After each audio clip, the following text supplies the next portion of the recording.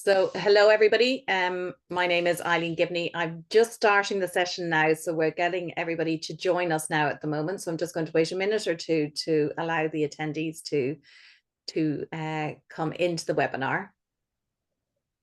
And we'll then be able to start the session. So if I just give everybody another minute and then we'll start, if that's okay.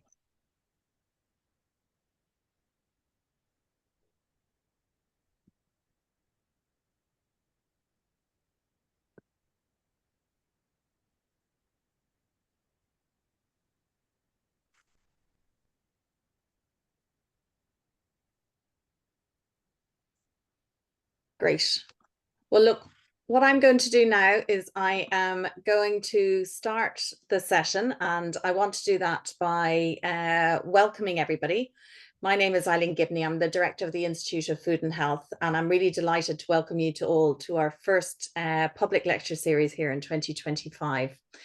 And the purpose of these is to provide you with the most up-to-date scientific information on specific topics in food and health that are really of an interest to you.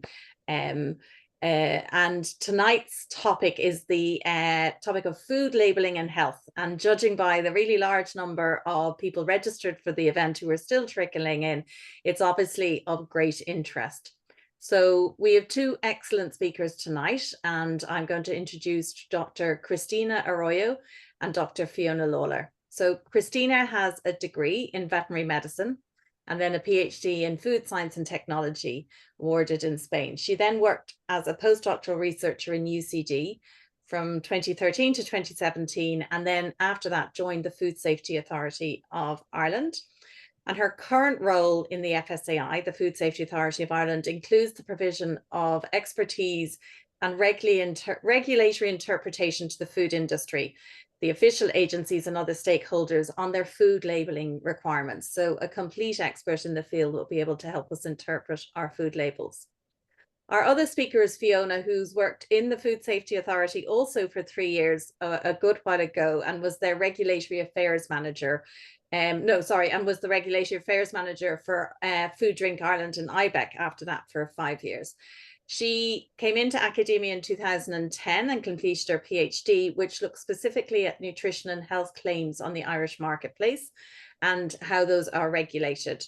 She's now a professor in the School of Ag and Food Science in UCD, and she teaches in the area of food policy and regulatory affairs. And her research is in the area of food regulations coupled with consumer attitudes and understanding in this field. And again, food labeling is a large part of that. So I'd like to, I think Cristina's going to start first, so she can start to share her screen and then we can get going. As we always do within this, we really encourage you to ask any questions. So if in the talk you have any questions, please add them to the Q&A tab that you'll see at the bottom of your screens. And Fiona and Cristina will address these during the Q&A sessions at the end of the two talks that we're going to hear. So I look forward to hearing any questions you that may have and the discussion we can have at the end of those. So I'm going to hand it over to Cristina, and thank you very much. Thanks, Aileen. Good evening, everyone.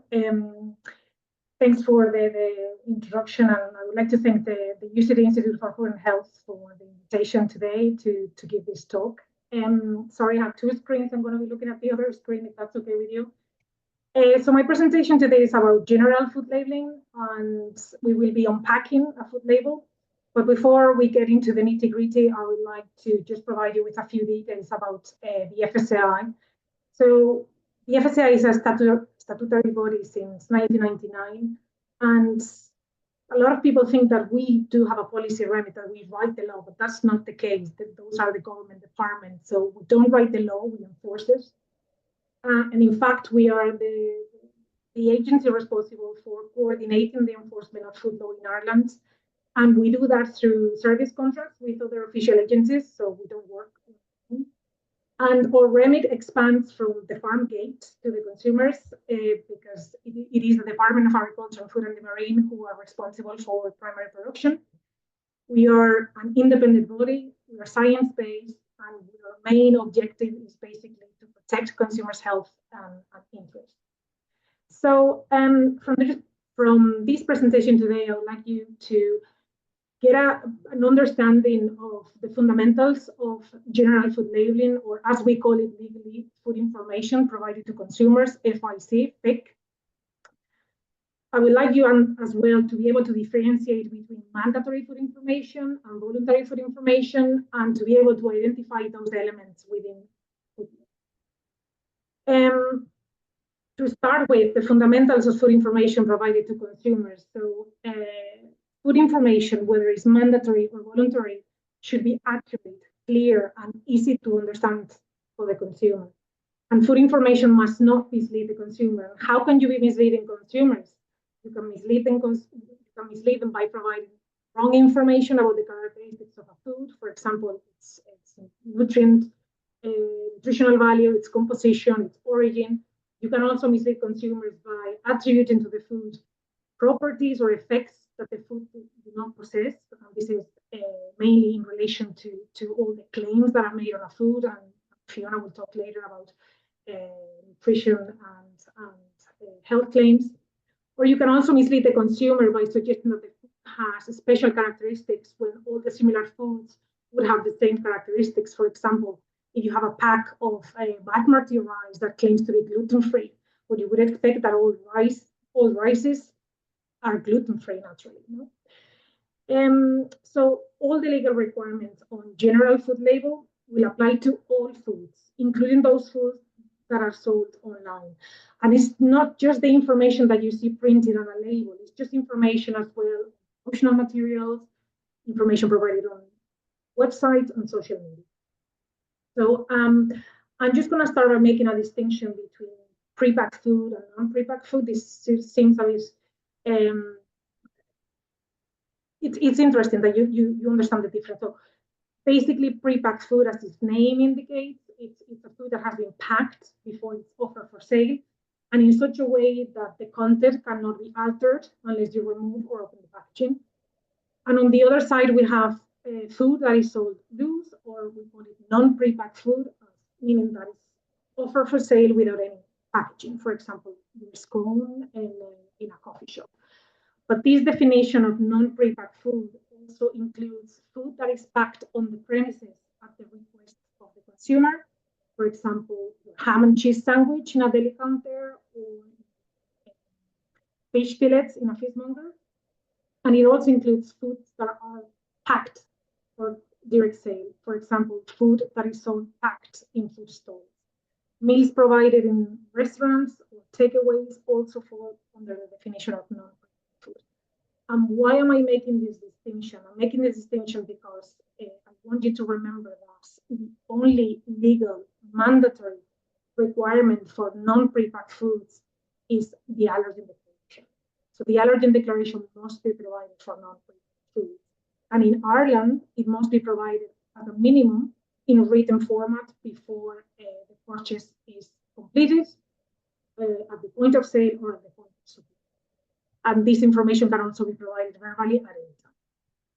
So in the next slides, we're going to go through the mandatory requirements that must be provided for pre-packed food. And for that, what I've done is I've created a fake label of a milk-based drink with strawberry and almond flavor. And I'm going to go through the mandatory requirements that are legally in this pre-packed food. So as a general rule, all pre-packed foods will must provide a name, a nutrition declaration, storage conditions, instructions for use or cooking instructions, name and address of the food business responsible for the food information. And it's important here that this does not necessarily mean the manufacturer, okay? It's just the business responsible for the food information that you see on the label. Country of origin, we'll go through this later, but this is only mandatory in specific circumstances. And then we require a list of ingredients that must include any food allergens that are used in the manufacture of the food. And some ingredients or quantities of ingredients, categories of ingredients will also need to be quantified. We also require a shelf life declaration and the net quantity. And for alcoholic drinks, we also need the anything else you see on that label will be voluntary food information. Okay, and it's not possible today to go through all the mandatory requirements, so I'm just going to go through the ones that are more interesting or the ones that will influence consumers' purchase decisions. So these are the ones that I've selected. So let's start with the name of the food. So under EU law, there are specific sales names or product names that can only be used if a specific compositional requirements are met. For example, we're talking about milk chocolate, jam, juice, mincemeat, infant formula, wine, vodka. All those sales names will have legal definitions and compositional requirements. In the absence of a legal name, we must use a customary name, and this is a name that is widely understood by consumers where the product is sold. For example, Bakewell tarts, Scotch egg, cottage pie, those are customary names. And in the absence of a customary name, a descriptive name. For example, our product, it was I can't really see with the screen now, but you see on the top of the screen the description of our food. That's our food. Now, we can't confuse trademarks or brand names with name of the food. For example, this cola or Coca-Cola, that's a registered trademark, but the name of the food is at the back of the can, and is basically, for example, a sparkling soft drink with extracts. In relation to the name of the food, you probably might recall the disputes a few years ago between plant-based food manufacturers and the dairy and the meat industry. Well, in Europe, it's only the Court of Justice of the European Union that has the competency to give an authoritative interpretation of EU law. So what happened in 2017 is that the Court of Justice of the European Union ruled that purely plant-based foods cannot use the terms milk, yogurt, cream, butter, cheese, as those terms are reserved by EU law for animal products only. That's why names such as soy milk or vegetarian cheese are not allowed in the EU. And you will see soy drink, almond drink, soy and lemon dessert, all these other terms. However, a few years later, the opposite conclusion was drawn for plant-based meat analogs. And as there's no such a definition for a burger or a sausage or a rasher, these plant-based analogs can use those specific terms. Cristina, sorry, can I just disturb you 2 seconds? Do you mind just speaking nearer your microphone a little bit? You're fading in a little bit out as you turn. Okay. That's perfect. Thank you. Close. No worries. Thanks. So the next one, a list of ingredients. So this on the right-hand side, you'll see the list of ingredients are of our trade label. So the requirements for the list of ingredients is that all foods, with some exceptions, must declare a list of ingredients, and those ingredients must appear in descending order of weight. If compound ingredients are used, the list of ingredients must specify a breakdown of all the individual ingredients within that compound ingredient. For example, cookies with chocolate chips, the chocolate component will have to declare all the ingredients. I'm bringing here food additives as well, because these must be labeled in the list of ingredients by indicating its functional class, meaning the technological purpose in the food, followed by its common name or the E number. So in our example here, we have 3 different food additives. I've highlighted them in blue color. And then another legal provision as well, we were talking earlier, is about the legal provision for ingredients that they appear in the name of the food. They're emphasizing words, pictures, or graphics, or are essential to characterize the food and distinguish it from other similar foods. Those ingredients must be quantified in the list. So in our example here, we have both almonds and strawberries in the name and pictures of almonds and strawberries. So those, as you can see, in yellow on the right-hand side, they're quantified. So they are given as a percentages. Important here, I'm spending a little bit of time talking about food allergens because this information is crucial, especially for consumers with an allergy or an intolerance, as these consumers rely on businesses providing them with accurate allergen information so they can make informed choices. So in the EU, we have 14 priority food allergens, and you can see them there on the slide. And even though cereals containing gluten and sulfites aren't traditional or classic food allergens, just for regulatory clarity, they're included within that 14 list. So allergens must be declared in the list of ingredients when they are used as an ingredient in the manufacture of the food and is still present in the final food. As I said, it's a mandatory declaration. They have to be emphasized within the list of ingredients, underlined, bold, uppercase letters, just basically to draw the attention to the consumer.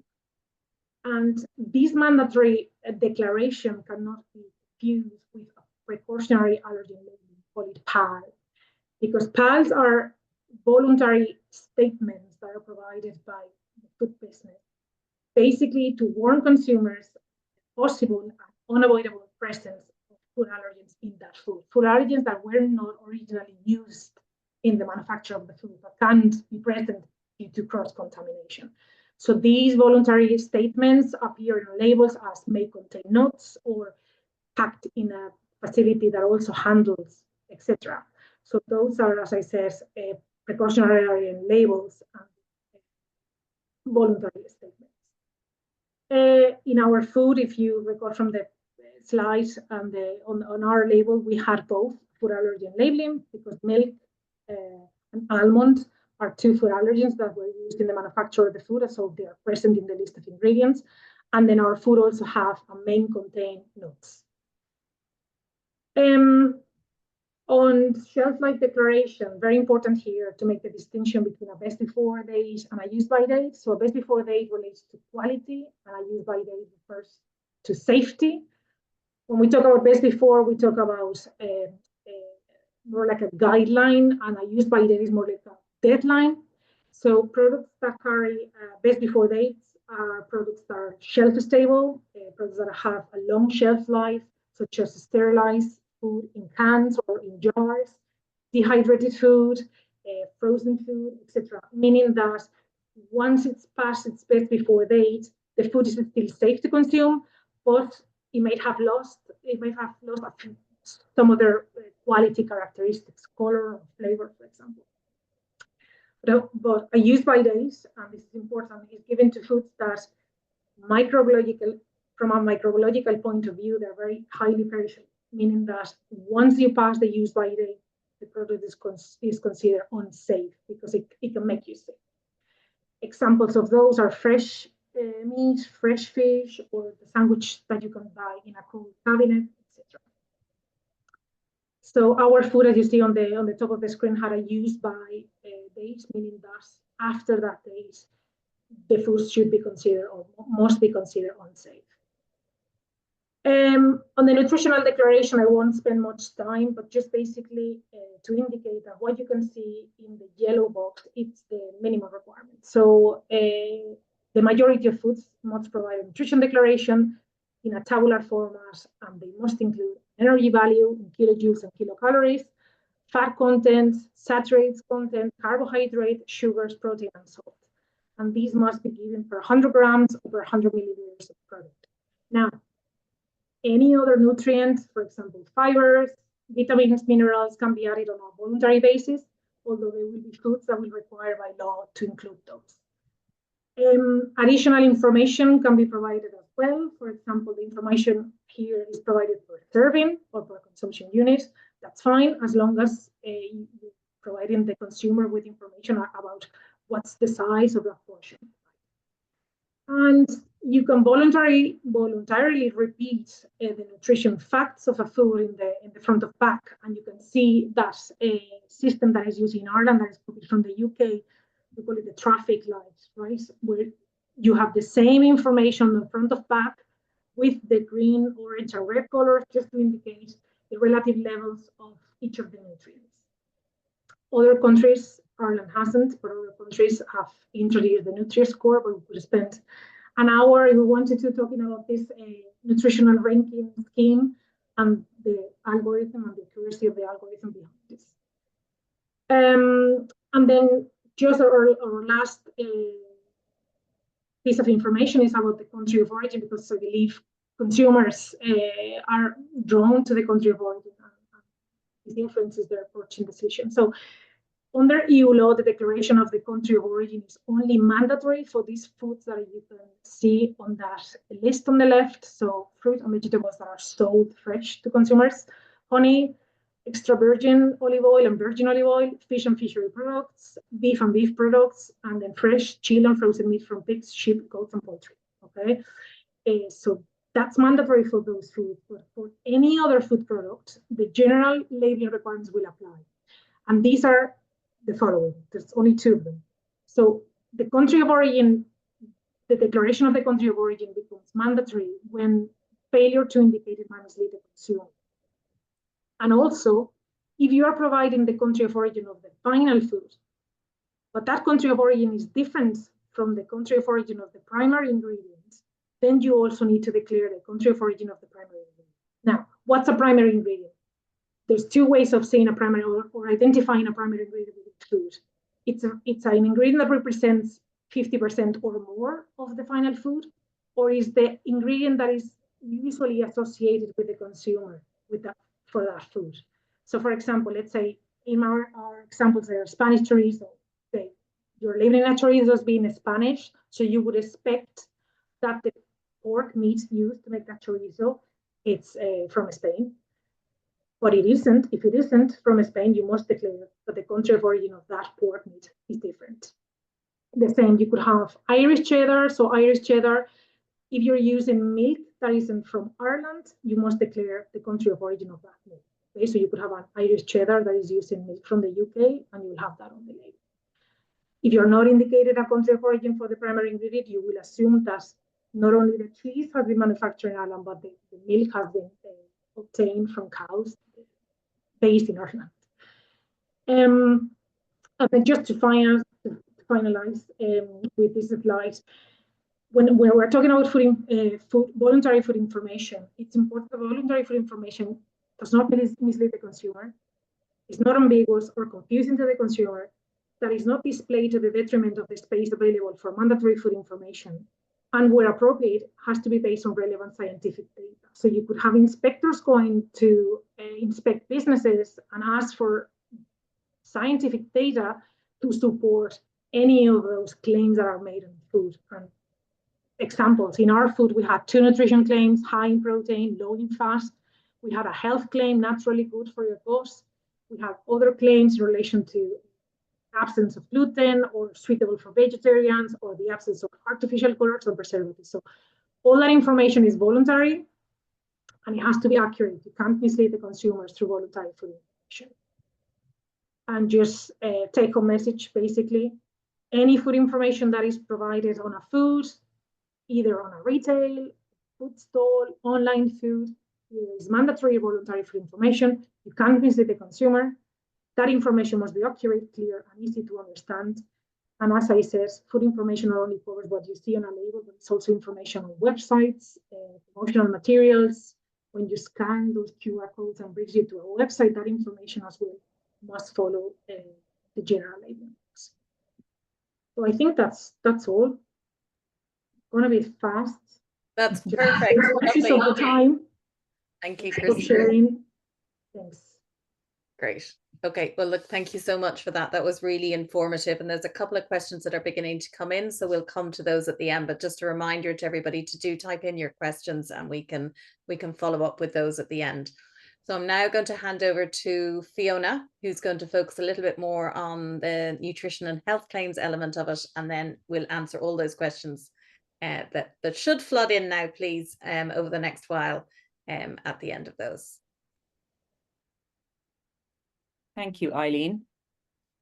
Let me just play with this. It takes a second, I think. Are we good? Is that that's my screen? That's you. That's good. Off Okay, you go. lovely. Thank you very much. And thanks everybody for coming this evening. As Eileen says, the numbers are great. So I hope this generates a bit of discussion and some questions. Thanks, Cristina. As Eileen mentioned at the beginning, I used to work in the FSAI, so I'm delighted to see that it's still up and running, still doing what it does best, and still protecting the consumer from a food safety perspective. That's all great news to hear. This evening, I'm going to talk to you a little bit about nutrition and health claims, which form a slightly different, they fall under different regulatory requirements under there's their own specific rules for food labeling and the presentation of those sorts of foodstuffs onto the marketplace. So I'm going to talk to you a little bit about what a nutrition claim is versus a health claim, and what the businesses can say in order to present their information to the consumer. First of all, if and this isn't mentioned in my slides, but if you just something that Cristina said that prompted me to remember that, which I should have put in the slide, is that if a company, if a food business makes a nutrition or a health claim on their food product, it's imperative that they provide nutritional information. So that panel of information that contains a description of the energy content, the fat, carbohydrate, all of that that table that you've seen many, many times on many food products, that has to be present if the company is making a nutrition or a health claim. So that's the first and foremost thing. You have to be aware of that. Now, apart from that, we can go specifically into, I put the term functional food here, even though I hate the phrase functional food, because first of all, it's never been defined in regulations, because there are a multitude of different interpretations of what a functional food is. So it makes it very difficult and a bit of a tricky phrase to use. On the other hand, it does kind of put us in a bit of a space so we can see really what we're talking about. And many years ago, an organization came together known as FUFOS, and they defined a functional food as one that beneficially affects one or more target functions in the body beyond adequate nutritional effects in a way that's relevant to either an improved state of health and well-being or a reduction of a disease. But the important thing that they used to use with the phrase functional food is that it's not a pill, it's not a capsule or any form of dietary supplement. It's still supposed to be a typical food. But that confuses really, because we're still not sure what those kind of foods do. And we're still not sure what characteristics they have. So what makes one food functional versus another food that's not functional? So for example, if we think of an apple, should an apple be a functional food? Does that confer those physiological or biological benefits that we just mentioned? Well, it does. I mean, apples, we know apples are good for us. Apples provide a whole load of vitamins and minerals to our diet. Therefore, is it a functional food? Likewise, a banana. But these aren't packaged goods. These are not foods that are making any sort of claim. So is that what we're talking about when we talk about functional foods? Maybe something like spinach is more likely to be functional because we know all of the benefits of consuming foods like this. Or perhaps the foods have to be packaged and in packaging, like frozen peas. Maybe that's a functional food because it's been packaged in some way. Or perhaps we're talking about foods that actually state a claim on their pack, like something that's low fat, or another product that will lower your cholesterol 4% in 6 weeks. All of these are normal foods that form part of our diets all of the time. And some of them may be considered functional and some of them aren't. So I don't like the phrase functional foods, even though it turns up time and time again, because I think it's an undefined and it doesn't make sense. But it's in that space that I'm going to be talking to you about this evening. And these sorts of claims that you see on pack on some products and not on others. In order to overcome the difficulty with defining what these products were and explaining to the consumer what is good for you, what's not good for you, we don't like the phrase good foods and bad foods. That just complicates matters even more. So let's, instead of deciding whether a given food and regulating for a particular food on the market, instead of doing that, let's instead look at what they can say about that particular food on the market. And that's the difference between how they regulate, how we look at managing these foods on the marketplace. So nutrition and health claims are how they get around the awkward and tricky area of regulating the food itself. Instead, what we're going to do is regulate what they can say, what the companies are allowed to say on their pack. And in order to do that, in 2006, the European Union agreed and published a regulation 1924 of 2006 on nutrition and health claims. So they've decided that this is what we're going to do. We're going to do it this way. We're going to regulate for what companies can actually say on their packaging, and that makes it easier. So they decided that a claim is any message or representation which is not mandatory and includes pictographic or symbolic representations, any form which states, suggests, or implies that a food has a particular characteristic. I don't want to overburden you with long-winded statements on confusing legislative terminology. because that's not very easy to grasp in some ways, and it can be complex. You need to take a little while to digest it. But at the same time, it's important that you understand there's a very big difference between what a health claim is and what a nutrition claim is. So a nutrition claim, which should be before health claim on this slide, so they're the wrong way around, but a nutrition claim is any claim that states, suggests, or implies that a food has a particular nutritional property due to a particular nutritional component. It's a statement of fact. A health claim, on the other hand, that describes a relationship between a food and either the reduced risk of a disease or a health-related condition. So a health claim takes a nutrient and links it to a disease. So it's a lot more complex and a lot more evidence is required.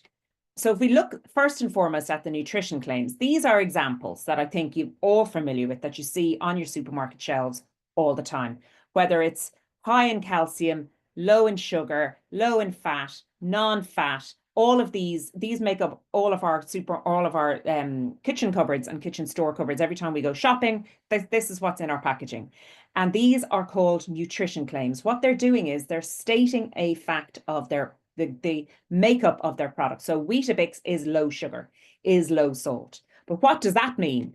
Well, what it means is very clearly that the legislation has presented at the back an annex at the legislation that's at the back of the legislation, which says these are the rules. So if you want to say that your product is low in energy or is energy reduced or energy free, then there are very tight rules about what exactly that's supposed to mean. So for low energy, the product cannot contain any more than 40 kilocalories per 100 gram for solids or 20 calories per 100 ml for liquids. And that if the product doesn't meet that requirement, then you cannot say that it's low energy. That's it. Full stop. Easy peasy. It's very clear. They are the rules. That's a nutrition claim. It's a statement of fact. You're not saying anything else. You're not saying it impacts on your health in any way. It's just that's what's in our product. So that's what a nutrition claim is, and that's how the rules are regulated. That table at the back of the annex to the regulation gives you that list. It has been added to a couple of times since it was published in 2006, but not an awful lot. And there's been a couple of additions at the back that you can so that there's scope to amend that table, and the regulators can choose to add or reduce claims on that list. But in the round, it hasn't changed dramatically since 2006. The real murky water happens and occurs under the health claim banner, because it's the health claims that are complicated. It's because a health claim is anything that states, suggests, or implies that there's a relationship between a food category, or any one of its constituents and health. So you're taking the food, you're identifying a particular nutrient probably in that food and linking it to a health condition. And that doesn't happen with a nutrition claim. So a health claim is a lot more evidence required. It's a lot more complicated to be able to defend the position of making a health claim on your food product. A reduction of disease risk claim means any claim that states, suggests, or implies that the consumption of a food or one of its constituents will reduce a risk factor in the development of a human disease. So it's not saying you won't get the disease, it's saying you're reducing the risk of getting that disease. Again, there's a subtle difference between the two of those.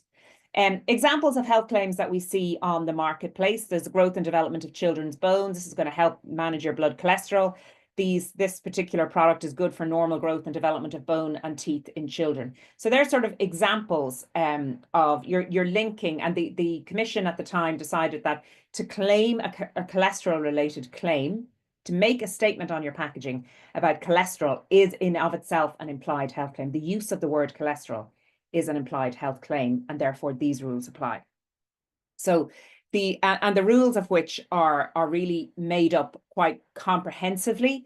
There are, I know this says 4 categories, and I've said 3, but in fact there's 4, only because Article 14 claims are just broken up into 2 separate sections. So there's Article 13.1, which are known as generic claims. 13.5 are newly developed scientific evidence. And then Article 14A and B look specifically at disease risk reduction and children's growth and development. And so that's how the regulators control for the use of health claims on the marketplace. if you want to make any one of the health claims, if you want to fall under these categories, there are very specific rules that I don't really want to go into because it's very complex and not really terribly interesting, that you have to apply to EFSA, the European Food Safety Authority, and you have to go through a litany of scientific evidential proof. That's not really that interesting, but we do mention it a little bit. An Article 13.5 health claim is one where where new evidence is available to support the claim, and the evidence is newly developed. That's where, for big business, this is where the big money lies in an Article 13.5 claim. Because if you get an Article 13.5 health claim approved by the European Commission and supported by EFSA, then you get 5 years proprietorial claim over that position over that claim. So nobody else can use that claim for 5 years. So that's where the big bucks lie. If you were a business and you're in a position to conduct a whole load of human intervention studies and a whole load of additional evidence that displays how safe this product is, and that it's going to have the effect that you're going to claim it's going to have.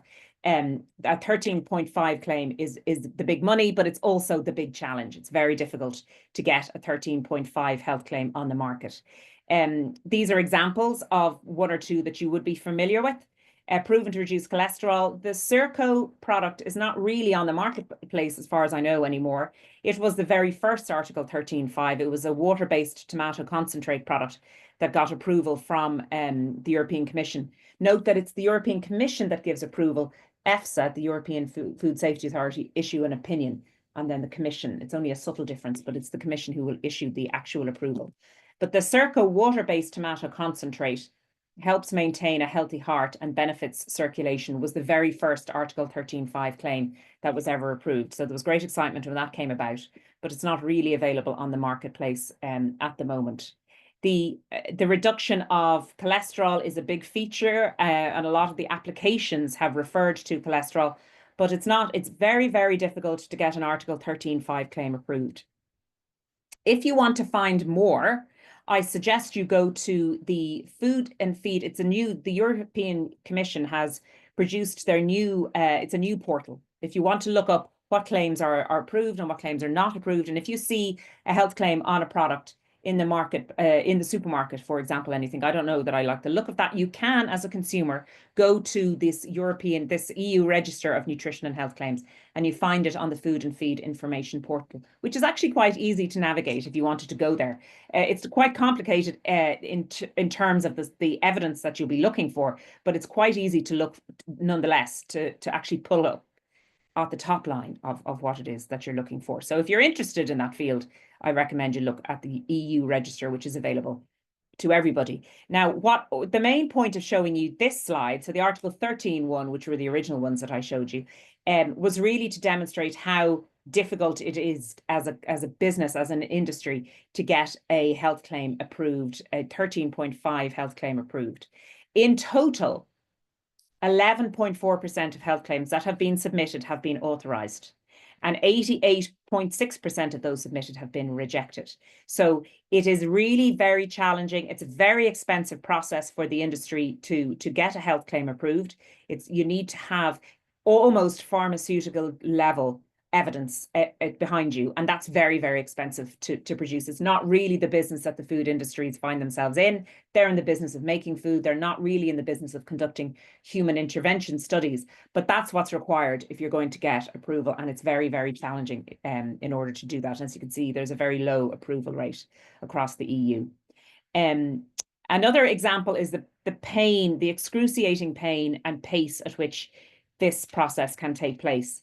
In 2023, the European Commission published legislation authorizing this claim, which is basically a variety of artichoke leaf extract and many, many more, saying that it can reduce the LDL cholesterol levels in the blood, which can ultimately lead to, which is reducing a risk for the development of coronary heart disease. But the European Food Safety Authority, who's charged with publishing opinions on the science, they published their opinion in 2013, and it took the European Commission 10 years to finally publish the legislation to authorize that claim. So you got to be in it for the long haul as an industry. You've got to have lots of money in the pocket, and you got to be able to go off and do something else while these scientists review and consider, and the wheels of legislatory evolution take place, because it's very, very slow. But that one was remarkably slow. I don't know how that quite took as long as it did. But there are claims trickling through the process, but it takes a very long time. This is just an example of very briefly of a study that I have done in my lab. We were looking at particularly at nutrition claims and at health claims, and looking at, I did a study in 2010 and then I repeated that study in 2020. So we looked at the evolution of time and the impact of time on these claims on the Irish market, particularly because by 2010, when I did the first study, the legislation had been in place for about five or 6 years. So it was, it was reasonably well established, but yet not that well established. The industry takes a long time for these wheels of change to take place. So I wanted to look to see, how many claims were on the marketplace, and then move on 10 more years. I thought, well, now let's see what has happened in those 10 years. And are we still seeing as many claims as we used to, or has there been an increase in media coverage that has put the industry off? Has the price of it all, getting a health claim approved, put the industry off? Or are we seeing more than we used to? So I decided to set about conducting a comparator study that looked at the difference between the two. And as you can see, this is a graph of what I looked at in terms of nutrition claims. So the blue bar here is the data from 2010, and the orange bar is the data from 2021. So in some cases, in some products, whether it's cheese or soft drinks, we see a rise in 2021, an increase compared to 2010. But then in others, it's the other way around. And overall, if we take the whole lot and we look at the whole lot of it, there's an overall change value suggesting there's no significant difference in the use of nutrition claims between 2010 and 2021. So nothing really, we wouldn't expect to see, as consumers, when we go into the supermarket, we wouldn't expect to see a huge change in the use of nutrition claims on the Irish marketplace. However, with health claims, things were quite different, and we discovered a considerable difference. We noticed a considerable difference between 2010 and 2021, in that there is a significant reduction in the use of health claims between 2010 and 2021. There are still some on the market in breakfast cereals and yogurts, which is not surprising. We'd be probably intuitively, that's what we would expect. But lots of the other product categories that were making food claims or were making nutrition and health claims in 2010 are no longer doing the same thing in 2021.